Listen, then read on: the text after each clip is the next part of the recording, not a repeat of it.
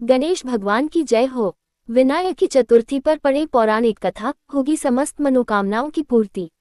विनायक चतुर्थी का महत्व। मान्यता है कि विनायक की चतुर्थी के दिन व्रत करने और इस दिन गणेश की उपासना करने से घर में सुख समृद्धि, आर्थिक संपन्नता के साथ साथ ज्ञान एवं बुद्धि प्राप्ति होती है।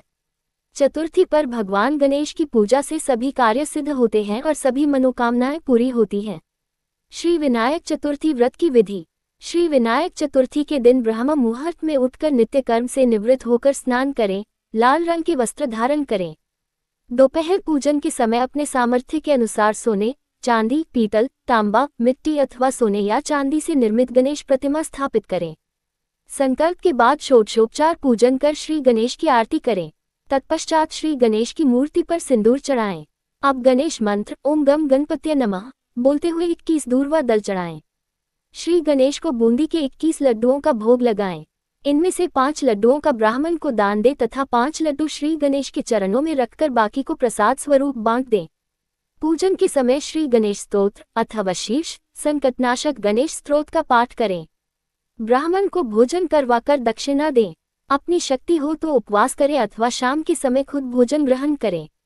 शाम के समय गणेश चतुर्थी कथा, श्रद्धानुसार गणेश स्तुति, श्री गणेश सहस्रनामावली, गणेश चालीसा, गणेश पुराण आदि का स्तवन करें। संकटनाशन गणेश स्तोत्र का पाठ करके श्री गणेश की आरती करें। ओम गणेशाय नमः मंत्र की कम से कम एक माला अवश्य जपें। श्री गणेश चतुर्थी व्रत की पौराणिक कथा के अनुसार एक बार भगवान शिव तथा माता पार्वती नर्मदा नदी के किनारे बैठे थे। वहां माता पार्वती ने भगवान शिव से समय व्यतीत करने के लिए चौपड़ खेलने को कहा। शिव चौपड़ खेलने के लिए तैयार हो गए, परंतु इस खेल में हार जीत का फैसला कौन करेगा, ये प्रश्न उनके समक्ष उठा तो भगवान शिव ने कुछ तिनके एकत्रित कर उसका एक पुतला बनाकर उसकी प्राण प्रतिष्ठा कर दी और पुतले से कहा, बेटा, हम चौपड़ खेलना चाहते हैं, परंतु हमारी हार जीत का फैसला करने वाला कोई नहीं है, इसलिए तुम बताना कि हम दोनों में से कौन हारा और कौन जीता। उसके बाद भगवान शिव और माता पार्वती का चौपड़ खेल शुरू हो गया। ये खेल 3 बार खेला गया और संयोग से तीनों बार माता पार्वती ही जीत गईं। खेल समाप्त होने के बाद बालक से हार जीत का फैसला करने के लिए कहा गया, तो उस बालक ने महादेव को विजयी बताया। ये सुनकर माता पार्वती क्रोधित हो गईं और क्रोध में उन्होंने बालक को लंगड़ा होने, कीचड़ में पड़े रहने का श्राप दे दिया। बालक ने माता पार्वती से माफी मांगी और कहा कि यह मुझसे अज्ञानतावश ऐसा हुआ है, मैंने किसी द्वेष भाव में ऐसा नहीं किया। बालक द्वारा क्षमा मांगने पर माता ने कहा, यहाँ गणेश पूजन के लिए नाग कन्याएं आएंगी, उनके कहे अनुसार तुम गणेश व्रत करो, ऐसा करने से तुम मुझे प्राप्त करोगे। ये कहकर माता पार्वती शिव के साथ कैलाश पर्वत पर चली गईं। 1 वर्ष के बाद उस स्थान पर नाग कन्याएं आईं। तब नाग कन्याओं से श्री गणेश के व्रत की विधि मालूम करने पर उस बालक ने 21 दिन लगातार गणेश जी का व्रत किया। उसकी श्रद्धा से गणेश जी प्रसन्न हुए। उन्होंने बालक को मनोवांछित फल मांगने के लिए कहा।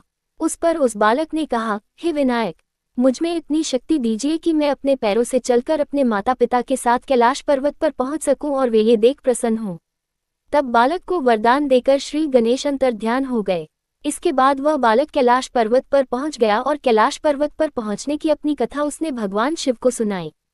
चौपड़ वाले दिन से माता पार्वती शिव जी से विमुख हो गई थी, अतः देवी के रुष्ट होने पर भगवान शिव ने भी बालक के बताए अनुसार 21 दिनों तक श्री गणेश का व्रत किया। इस व्रत के प्रभाव से माता पार्वती के मन से भगवान शिव के लिए जो नाराजगी थी वह समाप्त हो गई। तब यह व्रत विधि भगवान शंकर ने माता पार्वती को बताई। ये सुनकर माता पार्वती के मन में भी अपने पुत्र कार्तिकेय से मिलने की इच्छा जागृत हुई। तब माता पार्वती ने भी 21 दिन तक श्री गणेश का व्रत किया तथा दूर्वा, फूल और लड्डुओं से गणेश जी का पूजन अर्चन किया। व्रत के 21वें दिन कार्तिकेय स्वयं माता पार्वती जी से आ मिले। उस दिन से श्री गणेश चतुर्थी का ये व्रत समस्त मनोकामनाओं की पूर्ति करने वाला व्रत माना जाता है। इस व्रत को करने से मनुष्य के सारे कष्ट दूर होकर मनुष्य को समस्त सुख सुविधाएं प्राप्त होती हैं। गणेश जी की आरती। जय गणेश जय गणेश, जय गणेश देवा। माता जौ की पार्वती, पिता महादेवा। एक दंत दयावन, 4 भुजाधारी, माथे सिंदूर सोहे, मूसे की सवारी। जय गणेश जय गणेश, जय गणेश देवा। माता जौ की पार्वती, पिता महादेवा। 5 चढ़े फल चढ़े और चढ़े मेवा, लड्डू उनका भोग लगे, संत करे सेवा। जय गणेश जय गणेश, जय गणेश देवा। माता जौ की पार्वती, पिता महादेवा। अंधन को आंख देत, कुंइन को काया, बांझन को पुत्र देत, निर्धन को माया। जय गणेश जय गणेश जय गणेश देवा। माता जौ की पार्वती पिता महादेवा। सूर श्याम शरण आए सफल कीजिए सेवा।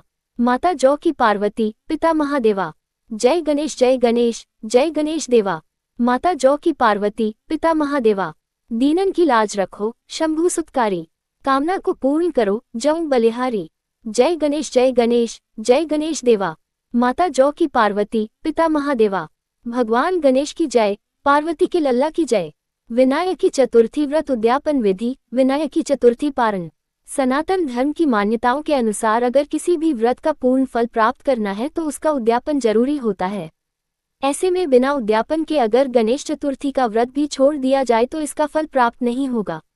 ऐसे में व्रत करने वाले को गणेश चतुर्थी के दिन सुबह स्नान आदि कर साफ कपड़े धारण कर पूजा के स्थान पर एक चौकी स्थापित करना चाहिए और उस पर लाल कपड़ा बिछाकर भगवान गणपति की प्रतिमा रखना चाहिए। बगल में एक कलश भी स्थापित करना चाहिए। इसके बाद भगवान गणेश को भोग लगाना चाहिए। फिर मंत्रों का उच्चारण कर उनकी पूजा करनी चाहिए और अंत में उनकी आरती करनी चाहिए। इसके बाद व्रत करने वाले को पूरे दिन उपवास रखना चाहिए और फिर शाम में भगवान गणेश को चढ़ाए गए प्रसाद को खाकर व्रत को तोड़ना चाहिए और पारण करना चाहिए।